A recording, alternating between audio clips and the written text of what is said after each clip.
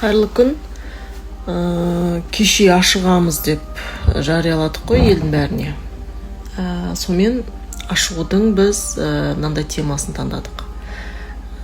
Точнее, мен таңдадым.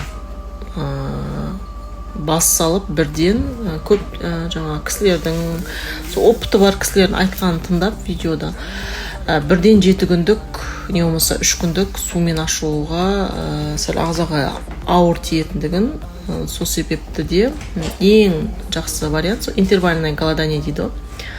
Мысалға 16-да 8, 20-да 4, 23-де 1. Біз соның 20-да 4-ін таңдадық. Яғни 24 сағат қой суткада. Соның 4 сағатында тамақ жеуге рұқсат, 20 сағатында тек қана су ішіп жүресіз.